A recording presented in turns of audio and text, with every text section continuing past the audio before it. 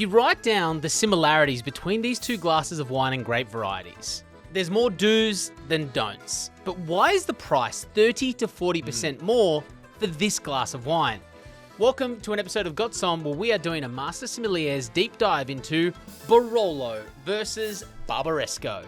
What once was a big distinction, Barolo, Barbaresco, it's now not anymore. Ooh, a Master Sommelier is saying there's a lack of distinction between the two? Well, today we're going to find out. Although we're not blind tasting these wines, it's already evident in these Riedel Pinot Noir glasses. There's a very big difference between the two. And when you talk about geography-wise, the difference isn't as big. And I'm going to tell you why this is the last grape variety I'm going to drink if the world ends. Hello, everyone, and welcome to Got Somme. My name is Angus O'Loughlin. I am a podcast creator. That's what I do as a job, I guess. My daughter actually got asked, this is fun, my daughter Indiana, she's 4 years old, goes to school next year, and she got a question from her new prep. What do your parents do for work? And she wrote down, or her teacher wrote down after she did it, she said, my dad makes podcasts. Wow. So I guess that's my job. Very proud, yeah? Not only this podcast, but a bunch of others. If you ever want to record in this studio, of course you can. sessioninprogress.com.au. I'll put the link downstairs. Got Some should charge for your publicity now. Oh, yeah, I'm going to put that on the invoice. And, of course, Carlos Santos, a master sommelier, sits in front of a grape variety that he claims is the last he would drink on earth. You're going to find out why, of course, in this episode, as you heard. And I think we should start off this episode. It's been a while coming. In fact, Barolo versus Barbaresco was an idea and an episode we released over 2 years ago. Wow. But do you remember what happened? Yeah, something went completely wrong. Mm-hmm. One of the bottles was faulty. It was faulty. Yeah. And a very expensive bottle of wine, a $500 bottle of Barolo. Yeah, happens, yeah. Oh, yeah, I remember the bottle shop downstairs, yeah. That's right. They were going out of... Bad storage. Yeah, exactly, bad storage in the sun. And, so I bought this bottle very cheap. It was well-aged. It was. Should have been good. It was well-aged, bad-aged. But yes, that episode ended up going from Barolo and Barbaresco into how to deal with a faulty bottle. Yeah. I'm going to chuck a little bit of the moments of when we discovered the bottle was faulty right now. Oh, no. One bottle is corked. Corked? It's so hard though. Like, how are we meant to know? Like, no. It's that's a thing. It's just like it doesn't smell like wine. It just smells like off wood. Yeah, it smells gone. But we will access. Oh, it's Don't gross. taste it. I still have that wet cardboard taste in my mouth, Carlos Santos. Well, but neither of these bottles have that, so that's a good start for this episode for sure. Very true. And for those of you who follow us on Instagram or YouTube, you already know we've actually blind tasted this Barolo. We've been doing a little series of blind wine tasting in the theme of Super Vino Bros. I surprised you with the Barolo in front of us. Nice. Yeah. Congratulations, you did guess it. Thank you, buddy. You can go back. I'll put a link somewhere on the screen if you're on YouTube, or I'll put a link below if you're listening to this in the podcast so you can watch that episode and hear how you assess the wine blind. Yeah. But now knowing what's in front of us, let me do your thing. Yeah, I think both really, really outstanding wines. And, as you were teasing with the difference of price between Barolo and Barbaresco, I mean, not like one is cheap, the other one is not cheap. They're both super premium. That's a typical Nebbiolo grape variety from Piemonte. They're always expensive. Even a Lange, okay, maybe $60, $70, $80. But then Barolo Barbaresco, as you said, starts at 90, 100s, and then it can go for thousands. Yeah, I did just quickly on the price. I bought these from graze.com. Mm-hmm. I was lucky enough to buy one of these retails for $90. I got it for $60 delivered, and one of them retails for the Barolo retails for about $130, I think, and I got it for $100. Yeah, well, the good thing with graze.com is that obviously they have the wines aged already. So some collector that wants to get rid of some bottles, then the wines have a little bit of age as well, which is obviously always really, really good. It's very true. And can I tell you something? This is a true story. A friend of mine has turned into the health space. He's in Adelaide, and he has got one of the most ridiculous cellars of all time. He used to, every occasion he would open up a glass of wine. This year, at the start of this year, he's gone into the whole infrared saunas and steam rooms, and he doesn't drink anymore. Okay. And he's 32 years old, 33. And he's selling off his collection of wines, and we are talking unbelievable collection that he's stored At 32 years in old. his fridge forever because it's $25,000 worth of wine. Wow. So he's selling Pretty that good. off. So it doesn't necessarily have to be, Yeah. you know, people kind of think deceased estates or, Yeah. you know, restaurants closing. Yeah. It can just be people like that who have For stored sure, their for wines sure. immaculately. For sure. And we have 2 clean wines in front of us as I examples. know a lot of private collectors that on their 80s, people that I've served in the restaurant over the years and that have private collections of thousands and thousands of bottles. And What are you going to do? they're not going to drink it all. If they drank So- 2 bottles a day, they wouldn't still make a dent. Yeah. Yeah. No, for sure. Anyway, so that's what you can pick up at graze.com. There's the plug. They are a sponsor. Thank you very much. But let's go back into this Barolo versus Barbaresco. Absolutely. So just quickly hinting on those points, it's the same grape variety, Nebbiolo. Yeah. But we're talking about 2 very different places. And once we get Not into very those, different. Sorry. That's the thing as Sorry, well. Sorry, Yeah. apologies. No. But the Langhe, Yeah. Nebbiolo Yeah. is kind of a more generic style. Correct. But when we get into Piemonte, Correct. that's when we can start to expect to pay So some first prices. we start in Piemonte. So obviously the world of the map of Italy, and then on the northwest of Italy you have Piemonte as a major region, and then there's several different regions within Piemonte, and then obviously Langhe is another like kind of sub-region if you like, and then another sub-regions. Then you will have Barolo and Barbaresco within the Langhe region. Okay, so technically you could have a Langhe Nebbiolo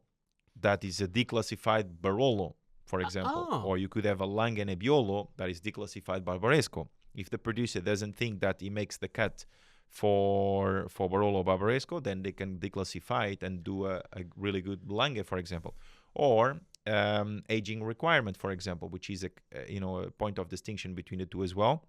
But if you have if you are a producer in Barolo and you decide not to age the wine the minimum aging requirement by law from the OCG from the region, then you have to list it as a Langhe, for example. Okay. So, Carlos, you just spoke quickly about Barolo being aged, but Barbaresco needs a certain amount of age as well. Yeah, Barbaresco, exactly. Barbaresco, standard Barbaresco will age for 26 months with 9 months in oak. And for a Reserva will be 50 months with 9 months in oak as well. 50 months. 50 months. So that's a Reserva. With 9 months in oak. So as you can, again, like that's a lot of time. aging. Yeah. And it's hard to get that cash flow as well. We've spoken about this a while. Absolutely. Holding on to wines for that long in barrel or in barrique or in steel, it's an expensive piece when you can't make money off it. That justifies the price, of being super premium always. I love the intricacies of old world wine. Of course, Langhe could be still a Barolo Barbaresco, but if it doesn't reach the aging requirement, for example, then you can't label it as such, okay? Really cool. Or if you blend other varietal or whatever, like Cabernet Sauvignon, for example, which I don't think Langhe can probably even do that. And just to kind of point out, if you're in Langhe, for example, and you're thinking, why wouldn't you classify your Nebbiolo as Barolo or Barbaresco, for example? Why wouldn't you? Yeah. Well, sometimes maybe the vintage wasn't as great. Maybe you don't think you picked the right grapes at the right stage, and you don't want to wait. You don't want to wait the aging requirements, which is quite long. It's really, really long for Barolo Barbaresco. A standard Nebbiolo, for instance, will spend 38 months aging with 18 months in oak. That's a minimum required to be a Barolo, standard Barolo. Crazy. And if you have a Reserva, is 60 months. That's 5 years aging with 18 months in oak as well included. So that's a huge amount of time. Imagine if you're a producer and you don't want to wait that long because you need the cash flow or because that's like slightly a little inferior vineyard, then you declassify to Langhe. Like imagine waiting all this time. Barbaresco is a little bit less aging than Barolo, but imagine waiting all these years to release a wine. It's got to be expensive. That is very true. So that justifies. Well, let's talk about the wines in front of us. We obviously have a Barolo and Barbaresco. The grape variety, the bottles themselves, aren't necessarily the special point of today's episode. If you do want to know what they are, please give us a comment. We'll let you know. They are 2 clean and great examples and on the nose, very different.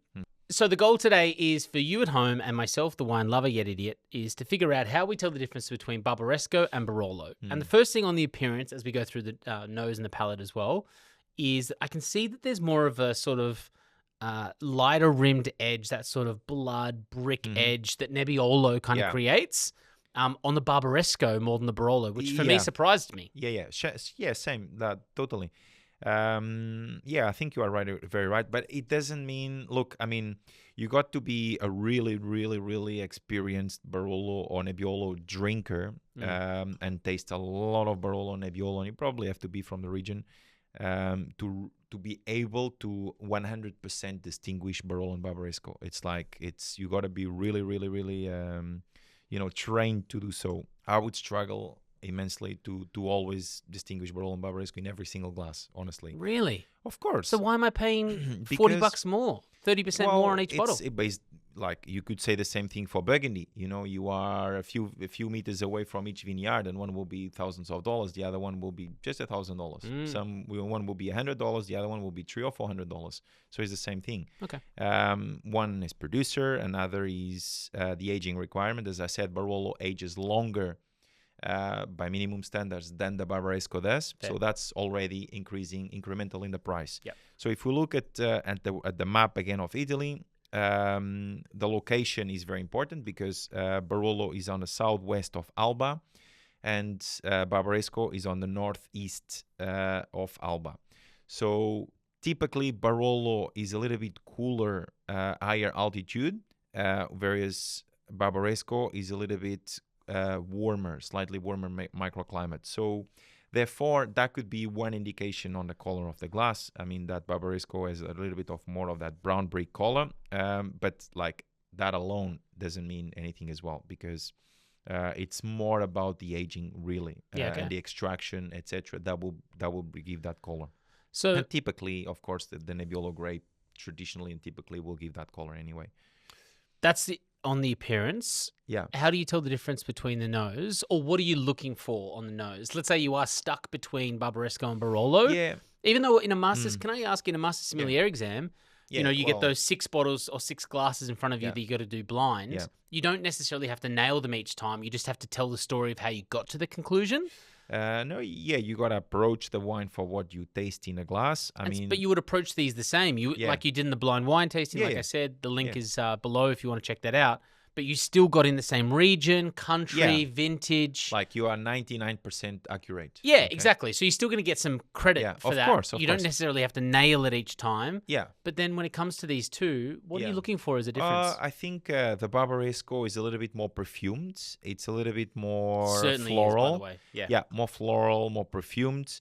Whereas the the Barolo on the right, it's a little bit more rustic. I feel it's a bit more like aggressive. It's a bit more powerful, I think. On the nose? On the nose, yeah. Really? I find the Barbaresco so lifted with those red, beautiful fruits. The Barbaresco, that's what I mean, yeah. Barbaresco that aggression I'm not getting out of the Barolo, though. No, but for me, Barbaresco on the left is more floral, more fragrant. It's a little bit more delicate. It's more that red rose, more dried floral. Yeah, agree. A little bit of rosemary and thyme, etc. A lot of red rose. God, really beautiful nose. Barbaresco. The Barolo for me, it's more like what I tasted. It's more what I tasted on the other glass as well. But then again, like in a nice glass, it's totally different. You always change from the tasting glass that we did on the blind tasting. Yeah. If you guys have seen the episode, check it out. Otherwise, Link in check the it show out. notes. But otherwise, in this glass, it's just like really like opens up in the glass, and then when you put the nose, you have these beautiful aromas. But for me, it's more sour. The sour fruits, the macerated strawberry, like almost like overripe strawberry and raspberry, and also roses, but more dried rose, more dried floral. Whereas on the Barbaresco, for me, is more lively, slightly more lively floral. And it's more rustic. It's more like that. In the Barolo, for me, it's more like that leather and tar and tobacco, and more gamey, more sanguine, more blood. That sort of iodine. Yeah, sure. I also just go back to that idea, the blind tasting, I hate to reference something you might not have seen or heard, but you did mention tar Yeah. in your blind tasting, Yeah. which I feel is Yeah. something that is quite. I thought you were going to nail it. Yeah. The moment you mentioned tar, Barolo, yeah. it does have that sort of. You said asphalt, tar, and Yeah. it does. What is that? I mean, you're not a chemist, but like, no, how do yeah. you smell that in I a think glass, blind especially? One is the grape variety itself. Another will be obviously the region, the morning fogs, the dry afternoons, how they age the wine, the maceration, the whole process of doing Nebbiolo in Italy. I think leads to that. I'm not exactly 100% sure why that aroma comes in the wine, but it's surely to be with the grape. It cannot be anything else, really. Okay. Grape variety, the winemaking process, the maceration. What else could it be, really? Okay. So in the same maybe way, someone will know more specifically. Cabernet, we look for that sort of capsicum edge, all that sort of, it's not mint, eucalyptus, especially in some Australia. In Australia, yeah. So it's kind of characteristic of the grape variety. Of course, graphite and green bell pepper in Bordeaux, eucalyptus in South Australia, and probably more like really, really green tart pyrazine, for example, in Chile for the same grape variety, Well, let's try these on the palate. The Barbaresco we're going to start with on the left-hand side. Yeah. Also the soils. I mean, the soils in the region. So, for example, in Barolo, you have a type of soil that's called Tortonian, which is kind of a bluish marl. So I've tried both of these ones in the palate. You're about to as well. The Barbaresco and the Barolo, they have the same backbone. Mm-hmm. For me, the North Star of these wines are the same. The structure, like high tannin, the acids there. But it's kind of like let's just say these were two identical twins, and it's just like how they dress is the reason you understand the difference between the two. So the Barbaresco, wears different shirts, and someone's got long hair over here with the Barolo, and that's the only way the parents can tell between the two. Yeah. Does that make sense? Is that a bad adjective or a bad analogy? Essentially, at their core DNA, they are the same, but it's just they've gone out. We can't really say this anymore, but the Barolo, it's a bit more rustic, a little bit more aggressive, a little bit more masculine. I get what you're saying, because there is some beautiful florals in this Barbaresco glass. Perfume, it's a little bit more lighter, delicate, perfumed. more elegant, beautiful. And that's not to say a man can't be beautiful, delicate, elegant. Exactly himself. right. Or a woman can be powerful and rustic and tannic. Of course. Okay, so I'm with you though. I get what you mean. Yeah. And they do feel very different as personality types. But like I said, very, very similar in their sort of assessing them through the ways of, nose to a degree, and then like palate is intensity, acid, mouthfeel, tannins, alcohol. All of these things are the same, but they do differentiate between the two. Yeah. You see how when you have the Barbaresco, it's more delicate on the palate. It's a little bit more gentle. It's a little bit softer. Aren't as there as well. Yeah. So, and in this particular case as well, because there will be some other Barbarescos that will be much more powerful, much more pungent, much more beautiful, like a human personality as well. So everyone is different, right? So blind wine tasting, you've got these two glasses in front of you. We've spoken about their similarities. Yeah. If you had to tell Barbaresco or Barolo, which one are you going to pick? Like, as your favorite, and then also which one do you think is which on a blind tasting? Look, as I said, like now we know what we're drinking, and we know we pour the two glasses and we know what they are. But if you were completely blind tasting one or the other, you would still go to Nebbiolo.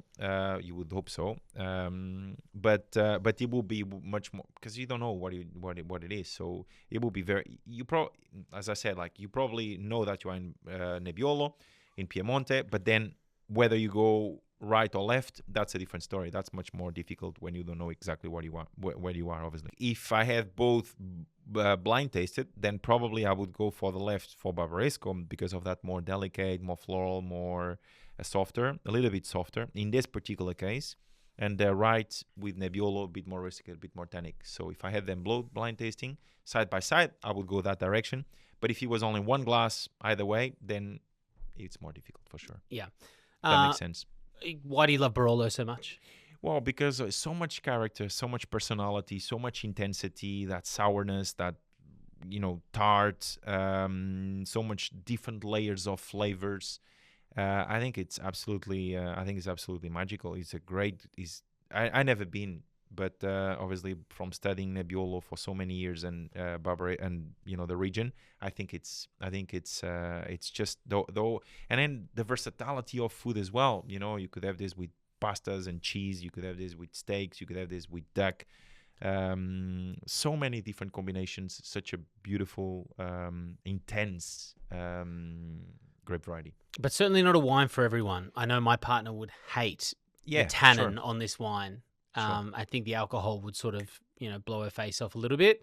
But for people, wine lovers are weird people. Riesling and Barolo, the two most kind of like, not controversial. I mean, Jura, wine from Jura, oh for my example. God, great Supernati, call. Yeah.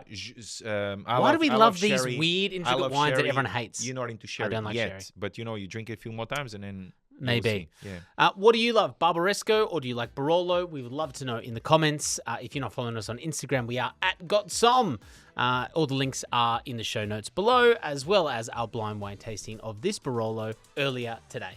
Until the next episode of Got Somme, thank you so much for watching. Thank you to our sponsors, Graze.com, where we bought these 2 bottles of wine, and Riedel, where we are drinking out of the Performance Pinot Noir glass. Beautiful. Until the next episode, Salud. Cheers. Not a bad day Salud. to drink Barolo in the 9 a.m s. Not at all.